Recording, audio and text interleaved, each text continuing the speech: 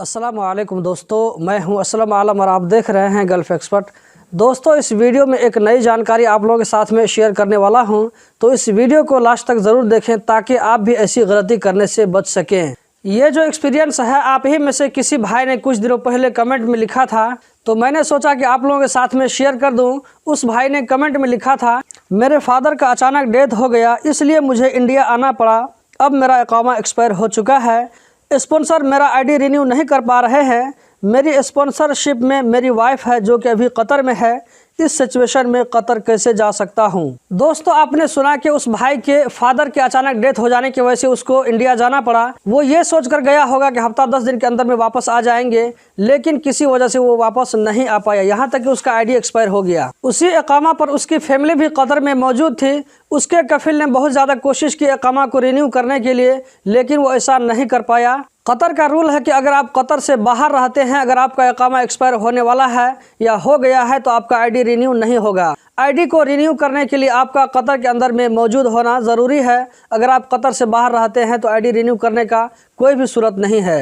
उसके बाद उस भाई के साथ में आगे क्या हुआ उसने कमेंट में नहीं बताया होगा। उसकी फैमिली को वापस घर जाना पड़ा होगा। उसके बाद फिर उस भाई को नया वीज़ा में कतर आना पड़ा होगा। उसके सामने में एक यही ऑप्शन होगा। तो मैं यहाँ पर आप लोगों से ये कहना चाहता हूँ कि अगर आपके साथ भी कभी इस तरह इमरजेंसी हो जाए, आपको भी अचानक अगर कभी घर जाना पड़ता है, तो जाने से पहले अपने आईडी का डेट ज़रूर चेक कर लें। अगर डेट कम है तो जाने से पहले आप आईडी को रिन्यू करवा करके जाएं। अगर आप ये सोच कर जाते हैं कि चलो कोई बात नहीं है, 2-4 दिन के बाद तो वापस आ ही जाएंगे, तो घर जाने के बाद में कौन सा प्रॉब्लम आएगा, क्या सिचुएशन आएगा, आप इसको पहले से नहीं जान सकते हैं। और ऐसे में आपका इकामा भी एक्सपायर हो सकता है।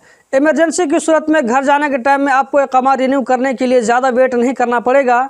मान लीजिए कि आप एयरपोर्ट जा रहे हैं गाड़ी में, तो उस दौरान भी आप कंपनी वाले को या कफील को बता सकते हैं कि मेरा आईडी एक्सपायर होने वाला है, आप आईडी रिन्यू कर दो। ये सिर्फ 2-3 मिनट का काम है। आपका कफील या आपका मंदूब बैठे बैठे अपने मोबाइल से आपके आईडी को रिन्यू कर सकता है। जैसे ही आपके आईडी को रिन्यू करने का पैसा सिस्टम में जमा हो जाएगा, उसके बाद में आपको कोई दिक्कत की बात नहीं है। ये ज़रूरी नहीं है कि नया आईडी लेकर के ही आप घर जाएं, बल्कि आप पुराने आईडी से भी घर जा सकते हैं, कोई दिक्कत की बात नहीं है। जब आपकी कंपनी या आपके कफील को नया आईडी रिसीव हो जाएगा, तो आपकी कंपनी या आपका कफील आपके आईडी को कोरियर के जरिए या किसी आदमी के जरिए आप तक भिजवा सकता है। इस तरह आप उस आईडी को लेकर के कतर आ सकते हैं। या आप पुराना आईडी एक्सपायर होने से पहले कतर आ जाते हैं, फिर भी कोई दिक्कत की बात नहीं है।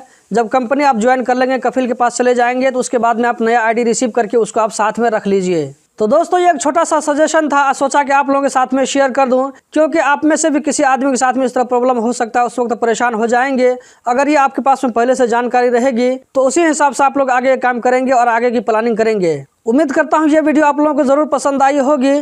कतर के बारे में रोज़ाना इसी तरह की वीडियो देखते रहने के लिए चैनल को सब्सक्राइब करें, इस वीडियो को लाइक करें। वीडियो देखने का बहुत बहुत शुक्रिया।